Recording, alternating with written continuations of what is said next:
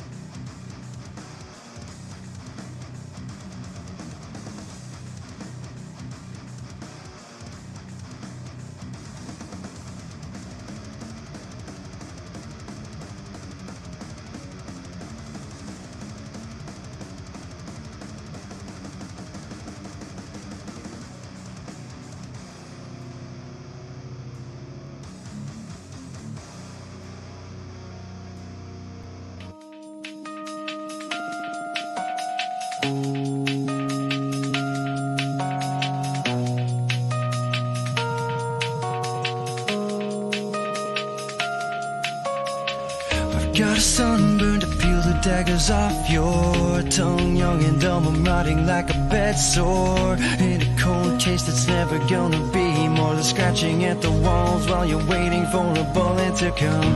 All along I've been treading in the deep end. Throw my mirror in the cupboard for the weekend. Try and put together pieces while I'm dreaming, but nothing's adding up to a thing but a hole in the head.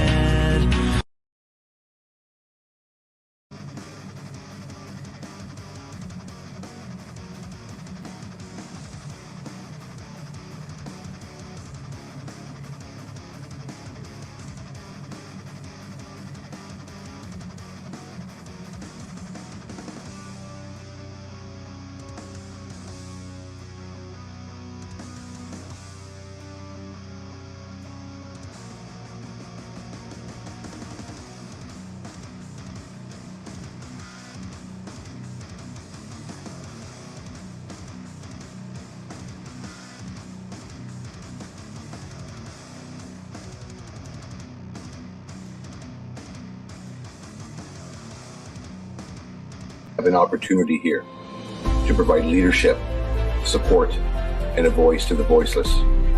The sacrifices that we made during our service do not end here. We carry on. We push forward, and we give hope and inspiration through love, community, and support. Stay free. Rights and freedoms in this country are absolutely everything to me, because I personally know the sacrifice required in order to get them back once they're gone. So, when my brothers and sisters call stand 2, be sure I'll be there. Legacy media will play their games, right? Like, this isn't about this or that. This is about freedom, period. The only thing necessary for evil to triumph is for good men to do nothing. Brothers and sisters, you know, whether you're a police officer, military, check your hearts. Look where we're going. Man, wake up. I beg you. If the veterans can't stand up and get a message across to the government, I don't know who can. I don't know. But we're going to give it our best shot. And I think we have a chance to win this and do it. But we need your help. And we need you to come, and we need you to stand too. Thanks for listening, everybody. We'll talk again soon.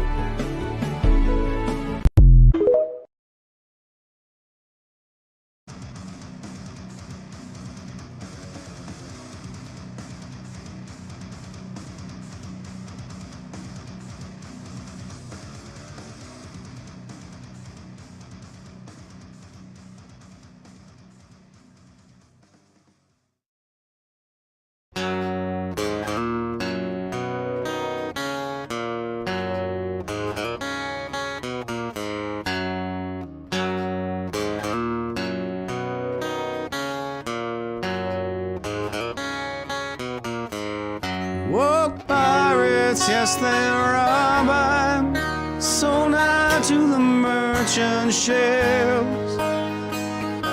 Minutes after they took out from the bottomless pit, my hand was made strong by the hand of the Almighty. We forward in this generation triumphantly. Won't you help to sing these songs of freedom? It's all I ever have. Redemption songs, redemption songs.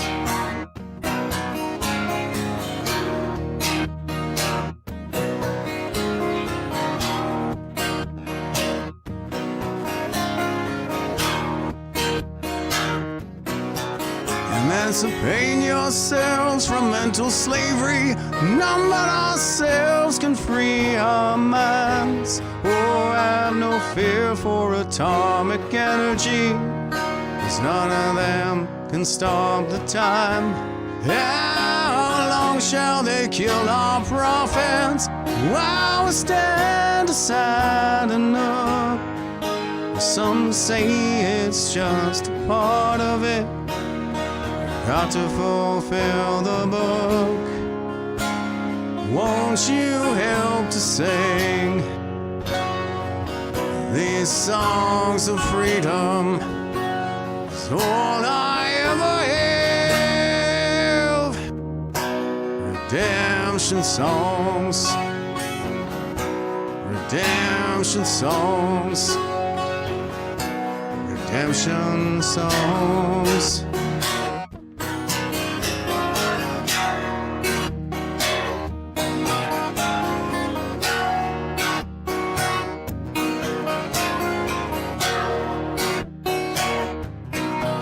Emancipate yourselves from mental slavery. None but ourselves can free our minds. Oh, have no fear for atomic energy, 'cause none of them can stop the time. How long shall they kill our prophets while we stand aside and look? Some say it's just a part of it. Got to fulfill the book. Won't you help to sing these songs of freedom? It's all I ever have. Redemption songs, redemption songs. It's all I ever have. Redemption songs, redemption songs, redemption songs.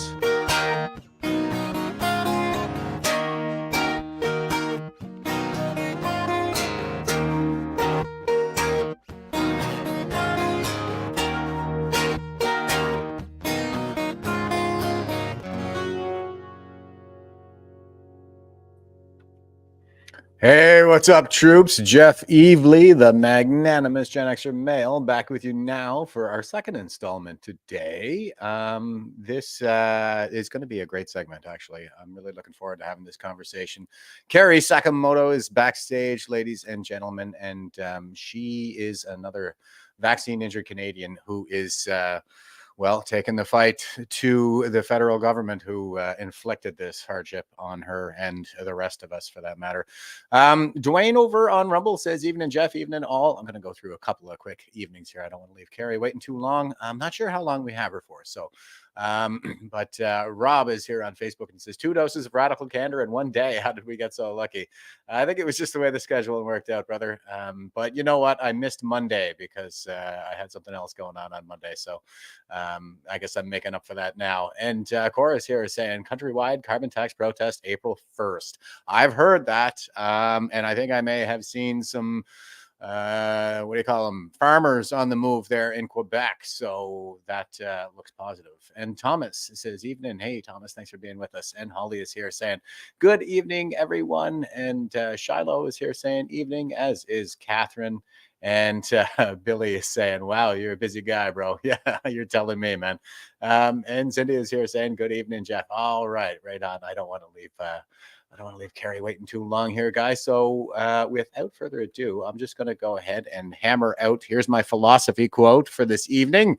And this is my second Marcus Aurelius quote today. He is my boy after all. He says, taking pleasure in helping others is a great thing, but it should be more than just an act of kindness.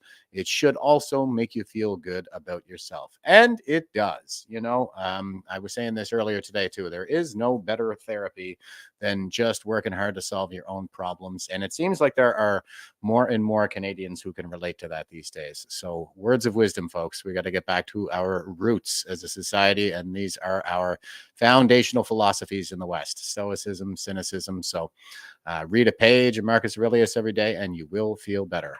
Okay. Oh, that was my quote from earlier. And here is our meme. And this is an office quote.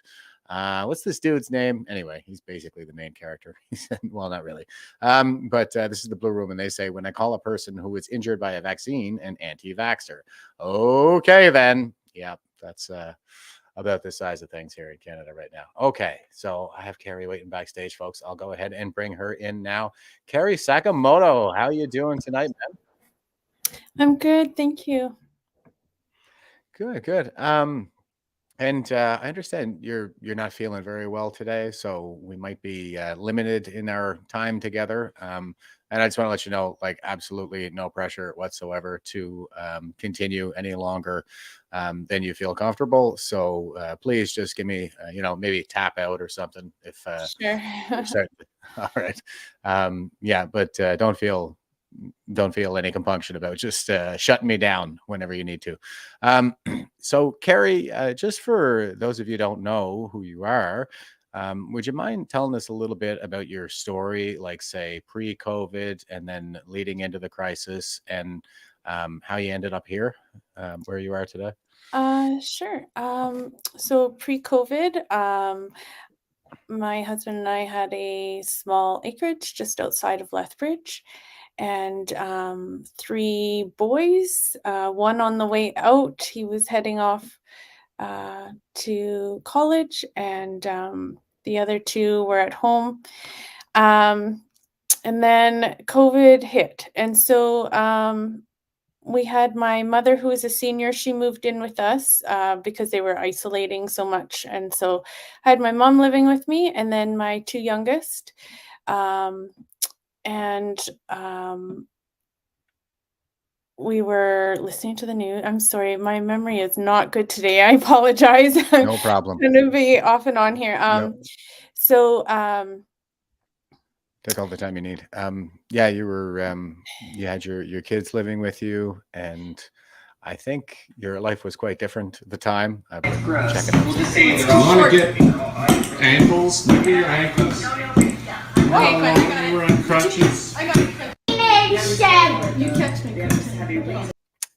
So for those of you who are just listening, that's Carrie, and it looks like you're playing with some kind of stilts there. Yes.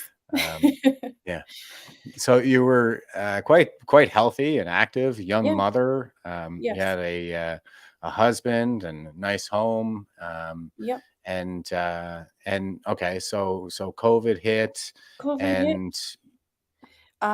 It happened. So when COVID hit, my husband was in the entertainment business, and concerts specifically. And we had also started doing a hemp seed breeding company from our farm.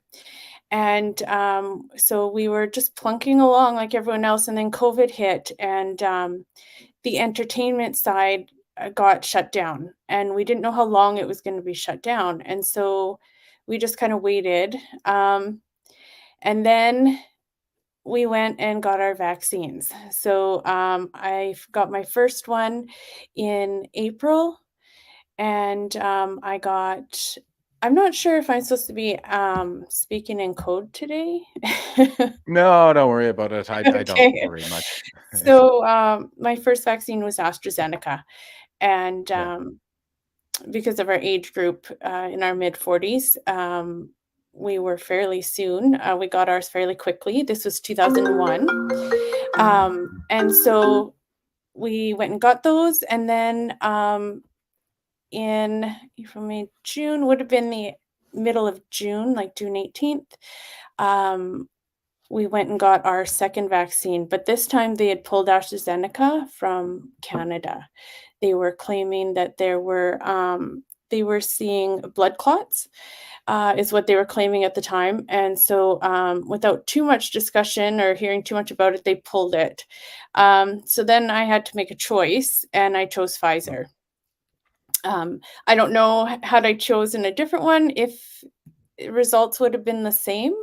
Um, they're telling me it's from Pfizer because my reaction started right after my Pfizer, but I Mhm. question if it was a combination of mixing and Pfizer. I don't really know. I would love to know the answer to that question.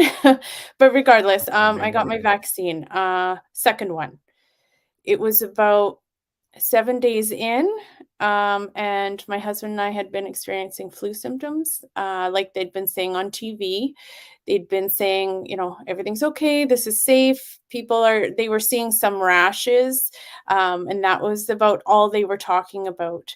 They said it's very safe. We're seeing great results. Go get this. I think we all heard it. It was all over the Of news. course. Yeah. Um, so we went and got it. So the flu symptoms my husband recovered from, and I got worse. And by worse, I mean it felt like my brain was on fire. Um, the body's reaction to pain is crazy. I started throwing up. I couldn't stop. Things got really, really bad. So I went into the hospital, and they treated me for migraine. Um, and so they'd given me a couple of different medications, and things had settled down. And so I thought, oh, this must have been a migraine. So they sent me on my way. Um, as soon as those medications had wore off, I was right back where I was. I was very, very sick. Um, so now it had been more days. We're talking about 9 days in now. So after it started up again, we went back to the hospital, and on our way, that's when the facial paralysis started. I believed it was a stroke. I Okay. wasn't sure what was happening. Um, I had seen my mom have a stroke when she was in her 40s, so I was concerned that that's what was happening to me. So I got back to the hospital, and they did some testing, and they said that this was Bell's palsy, and that I should be okay, that they were going to put me on some steroids, and they taped my eyes shut because it was paralyzed open. And they said, you need to take really good care of this eye. It can dry up. You can have a lot of really bad things happen. Um, so I was sent on my way. When I got home, and again, the medications had worn off and all the pain came back to my brain. The paralysis started coming on the left side of my face. So my husband decided that that was enough, and we went back. And this time they admitted me. I couldn't chew or swallow my food because it goes s- directly down this half of my face, my tongue, my throat. Yeah. I was aspirating. So that's where I sat for the next 17 days with a whole lot of questions and not a lot of answers. Um, it was about 8 days. 17 days. Yeah. S- So 17 days in hospital. And I mean, what are they telling you during this time? So Any we'd been tests? there, yeah, about over a week we had been in there. And the doctor came in and said that from the tests they had run and talking with his colleagues and going over all my medical records, that they were looking at a vaccine injury, that this was caused by Pfizer, and it is Bell's palsy like symptoms, with, lucky me, other neurological issues. So yeah. And AstraZeneca was the one that was pulled. I guess I'm just curious as to, is the only reason they were saying that it was Pfizer because that was the most recent? I really don't know what their reasoning was. I'm guessing it's because that was the most recent.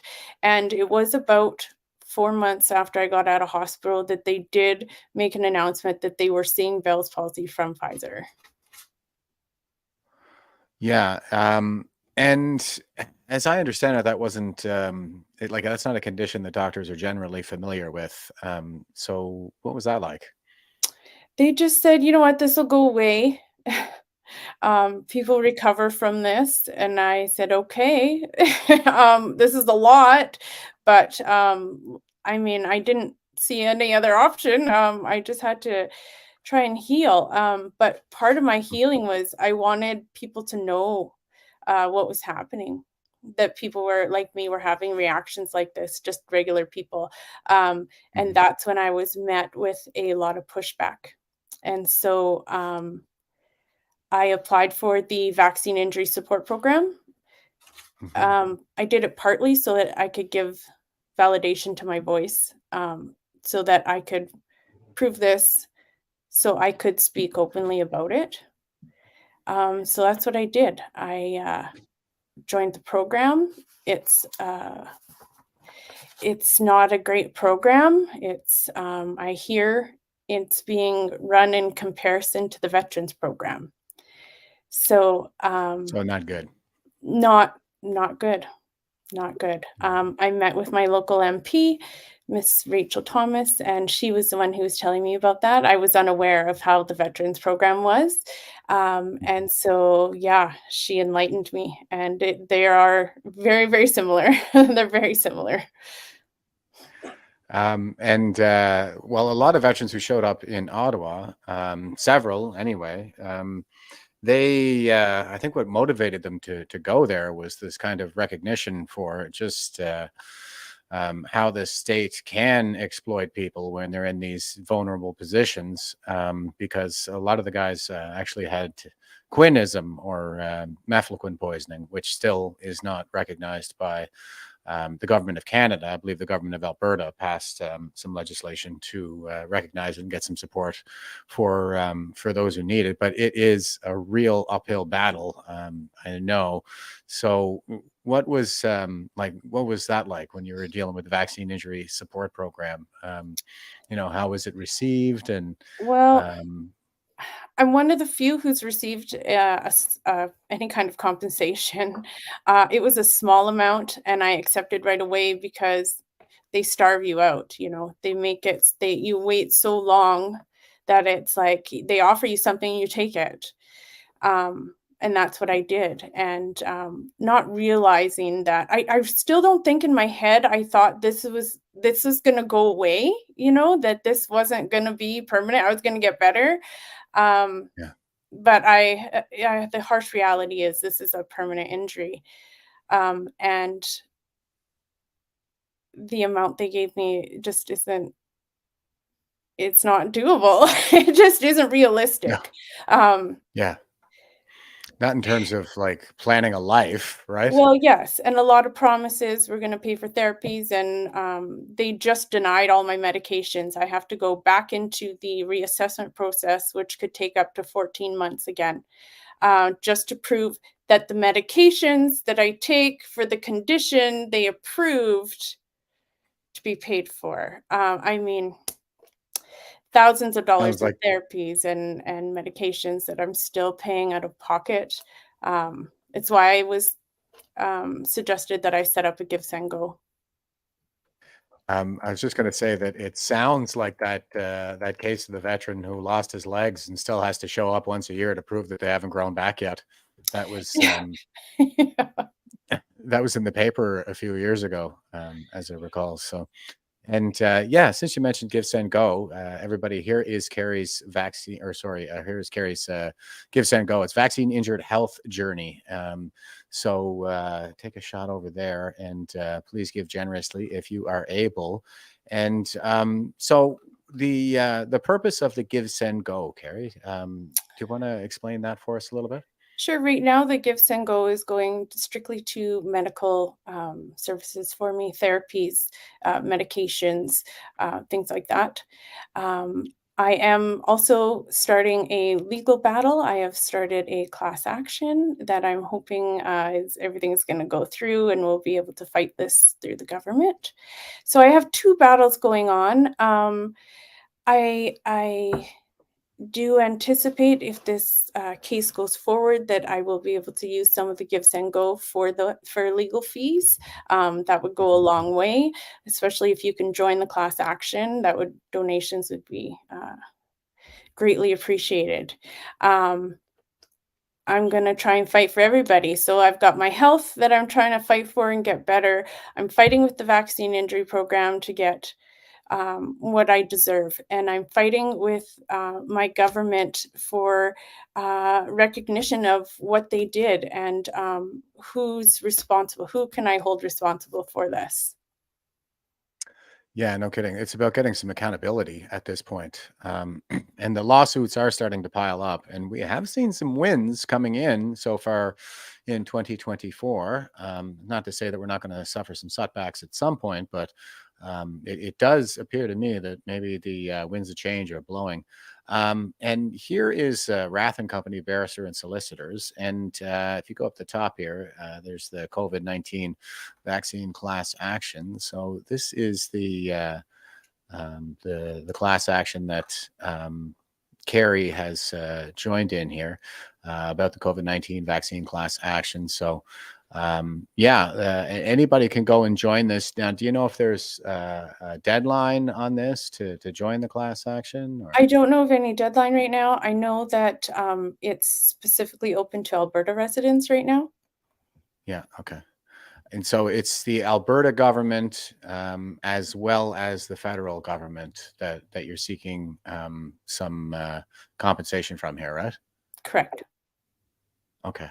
And Andrew was just chiming in, and he says, we will put Carrie up for the February support fund ballot. So in case you're not aware, we do that here at Veterans for Freedom. We have a support fund, and everybody donates to it. And once a month, whoever donates gets a chance to vote on where the pool of donations goes. So Drew is just letting us know that you're going to be a contestant for that. Oh, thank you. In February. So there you go. I mean, we got to help each other out. We gotta stick together in all of this. Everybody who's awakening to what's really happening with this, and I mean, so you haven't had much in the way of support coming from the Vaccine Injury Support Program, but what was the medical care like while you were hospitalized there? Because I understand, like, you were there for quite a while, weren't you? I received excellent care. Okay. I really did. And I was fortunate because the hospital in Lethbridge, I hear, was full. And at the time there was strict restrictions. I could only see my husband at the time. I still have a team of doctors. I have my GP, I have 2 neurologists, and I have an ophthalmologist and an ophthalmologist. Unfortunately, right now, I'm having another side effect, and that's from the medications I'm taking now, and it's causing memory loss. So, a lot of fun stuff going on with my body. It just seems it's going to react to everything now. Yeah. God, it's just terrible. But and you mentioned that. So I guess what happens, because you mentioned that they were treating you for migraines initially, and that was after your Pfizer. I guess I'm just deducing that there was some encephalization there, like swelling on the brain. Was that the primary side effect? So we were being told that it was the meningenial lining in my brain had swelled, and that's what has cut off and caused the nerve damage. And that's the feeling of the burning in my brain, which I still get. And we're 3 years in. Oh my God. So you're 3 years in and you still get these symptoms, and you have the memory loss that comes along with that. I guess is it just because you have the two kids there and you have your husband's working, but is there any hope, I guess, that there's going to be, in care home or some kind of assistance with just managing life? Well, I guess it would depend on, it's going to depend on a lot of things. It's going to depend if I can win this fight. I feel like I've got a really good chance. I'm speaking on the lawsuit. All I really want to do is, have some stability so that I can heal. My husband's working his butt off. He's gone to work on the rigs and he's doing well reclamations. He's going to get his class 1 trucking license. He's doing everything he possibly can to help me recover at home. Well, you're very fortunate in that regard, at least. And so I think you're probably the first person I talked to that did actually do the mixing of the vaccines there. Did any of your healthcare providers discuss any of the potential risks or side effects associated with that, or even just the novel vaccines themselves, for that matter? I was told that by my GP at the time. She had said to me that she couldn't really give me an opinion because they were so new, and but her thoughts were that mixing with the mRNA, I would have more benefits. Interesting. And so you had two, and then you were. I mean, did they leave you alone after that, or are you still having any trouble for? I had AHS call me twice and tell me it was safe to go get a booster. I asked if it was a joke. I said, "Do you realize that I'm vaccine injured?" And their response was, "It's safe." And I said, "I don't think so." And so I went to my doctor, and he ended up writing me a letter. Come to find out, these are very rare now. And it's a letter stating that because I had a reaction, I am never to get another one. So there's that. Okay. At least you have some top cover there, it sounds like. Yeah. And insofar as the lawsuit goes, I understand that Eva Chipwick is your lawyer as well, and she is well known for cross-examining Trudeau during the Emergency Measures Act invocation, and she's just tweeting this out here. That Jeffrey Rath, lead counsel in the case, says, "I think Canadians will be shocked to learn about the rushed changes to safety standards for the COVID vaccines, which remove the requirement for the COVID vaccines to be either safe or effective, while at the same time the defendants promoted, distributed, and marketed the COVID vaccines as safe and effective to the public." And the defendants didn't stop there. They went further by coercing the public to take the COVID vaccines by stripping rights from them or providing financial incentives for taking the COVID vaccines. What does that do for informed consent? Does this amount to a conspiracy to commit assault and battery on the public? These are questions that we are asking the court to determine, and I think the public deserves some answers. Yeah, I would say so. I mean, they're pursuing this as a class action right now. So is it you're sort of the primary plaintiff in this, but do we have others joining at this moment? Do you know? Yeah, as far as I know, there's been a handful of people join, but I Okay. haven't really touched base with Eva on that yet. But just from people reaching out to me, I've had a few people say I could kiss you, I could hug you. Thank you so much. We just signed up. So there are people signing up. And you mentioned that you get some pushback as well. Mm. What kind of pushback are you seeing? So I get a lot from everywhere. I from social media, I've been told terrible things like MAID was invented for people with vaccine injuries. I got that one not very long ago. Um, Yeah, People are lovely. really upset. I don't know if they're scared when they see somebody like me and they hear my story, that I was just like them and yet it happened to me. And some people, I get a lot of, well, it didn't happen to me. Sorry. Um, until I found a small community that's grown really large over the last few months. And that would be with Mr. Barber and Tamara Leach. They've mentioned me a couple times on social media and just expressing their support. And that means a lot. I feel like where I was sitting, mainstream, and all the people that were definitely for this vaccine turned their backs on me. And they all have the same attitude. It didn't happen to me. Um, and then so now I've had this other huge community open their arms to me and say, come over here. We're fighting for our freedoms over here. There was a big fight going on that I really wasn't aware of. And did you just kind of become aware of it through this whole experience of the social media backlash, followed by, these saviors seeking you out? Yeah, it was. Yeah, it's been a whirlwind. It's been hard to find my place. Um, Trying to navigate the vaccine injury support program without stepping on toes and just trying to get what I deserve from them. And I mean, I'm going on caseworker number 5 now, and this is a case that's pretty straightforward. I've had all of my doctors are all on the same page, so very frustrating to say the least. Wow. So what seems to be the issue? Why do they keep changing up the caseworker?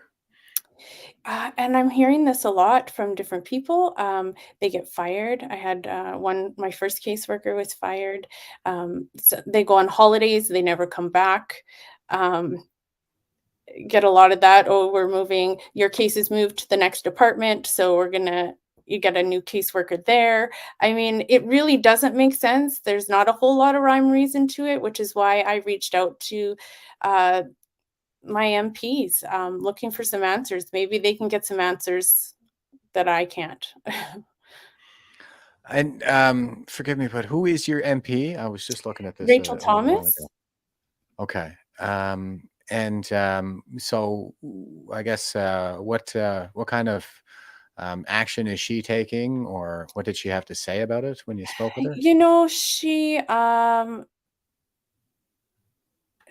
She had some very good ideas of people that I could reach out to and Mhm. express my concerns to. And she was also going to reach out to the program herself on my Mhm. behalf and see if she could maybe get some answers that I couldn't. Um, so yeah, it's a difficult process, and they just kind of keep passing the buck along. So um, Mhm. it'll be interesting to see if I get this reassessment and how quickly. So it's really that she's offering to advocate for you in terms of getting better access to care through the vaccine injury support program. Um, And Probably not not so much. even Go ahead. sorry, not even just me specifically, it's for the entire community. Like, where are these monies being allocated if they're not being Mhm. given to the people that clearly are in need of it? Right. And I think I read somewhere, I don't know if you're tracking this or not, but I think I read somewhere that they already spent about 60% of the budget for the vaccine injury support program on big fat salaries for big fat cat bureaucrats. Any, were you aware of that? Isn't that usually the case? Yeah, I've heard that too. Yep. Okay. And are you having any conversations with your MP about, taking this to the Parliament in terms of, just what's been inflicted on us here? There really hasn't been anything that I've seen in the House of Commons about it. I know she was definitely going to make some inquiries on my behalf, and see if she could find the right people to speak to the right people. It is quite the process. Um, so I understand. So you have Bell's policy, and that is, we're assuming right now, like that's not going to resolve, I guess. But is it Bell's policy per se, or is it Bell's policy like? Yeah, it's Bell's palsy. Like, they've labeled it as Bell's palsy because when you look at me, that's what you're seeing. Um, Mhm. but the neurological stuff that goes with it, the constant vertigo, buzzing, vibrating in my head, I have, yeah, and then with the side effects of the medications on top. So there's a lot going on that just isn't resolving. Yeah, I'm really sorry to hear that. And I saw something there that said that the University of Alberta contacted you as well. Yeah, so we are speaking. I did speak with my GP on his thoughts on that. There is a study being done with the University of Alberta, and they are studying people who've had severe adverse reactions. Um, I'm not 100% sure if I'm going through with it yet. I'm still considering it. Um, I would like some answers. I'm just not sure that they're able to give them. I suppose I may go through with it if they have to give me full disclosure of all their findings. Okay. But there is some interest, at least right now, coming through the University of Alberta in terms of better understanding the impacts, the undesired impacts of the vaccination program. So I'll take that as something like a win. Yeah, We're small wins, right? Yeah, I mean, we're getting the word out. I'm getting the word out. I've made some noise, squeaky wheel. Yeah, and that's kind of what needs to happen right now. Is I think we just got to keep that pressure up. It's like there are new cracks forming in this dam every day. We got to keep that pressure up until it bursts. And I mean, what is your main, I guess, concern going forward? Because obviously, like you're in it to win it here for this fight. So what is it that you're fighting against?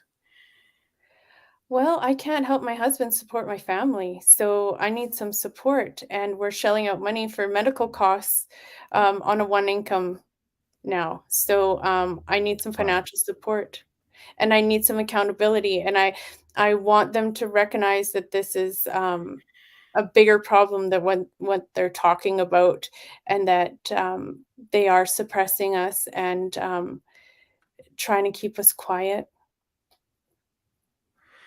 Um, and who's they? You mean the government Mainstream or media, and I would say the government only speaks on it when they're forced to. So, yeah.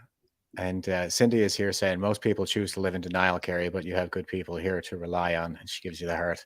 Um, yeah, I was a bit, I guess, a little curious about your experience of awakening, especially when it comes to dealing with the woke mob or the pro-vaccine crowd.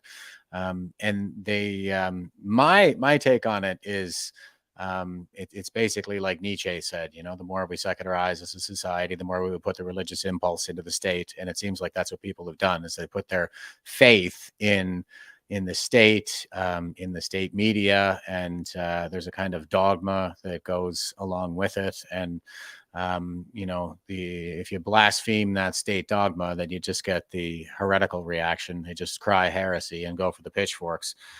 So it's, I guess my advice is to, not take it personally. It's just kind of human nature.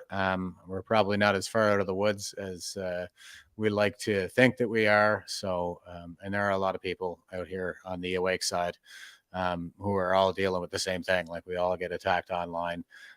It's just unbelievable how cruel people can be, and but you're still trunching forward on all this. So we really appreciate your courage around here. I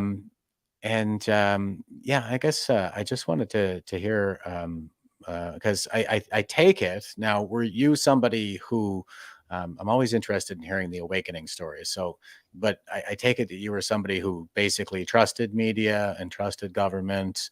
Yeah, go ahead. Yeah, it took a lot, and I still find I get sucked back in sometimes. Um, Blind faith in the government, period. I don't know how I had so much blind faith in what they said, when they have proven so many times they can't be trusted. It is it's really hard to deal with. I actually see a psychologist as much as possible because of these conflicting feelings, because I guess you would say I was far leaning left. And now obviously I am not left at all. And so uh it Well, welcome. thank you. It's very nice over here. Thank you. Welcome to It the took a racist lot. Nazi right wing. It took a lot to get me here, and so, it just shows how ingrained it is in a person, you know? I thought I was pretty open-minded before, but I clearly was not.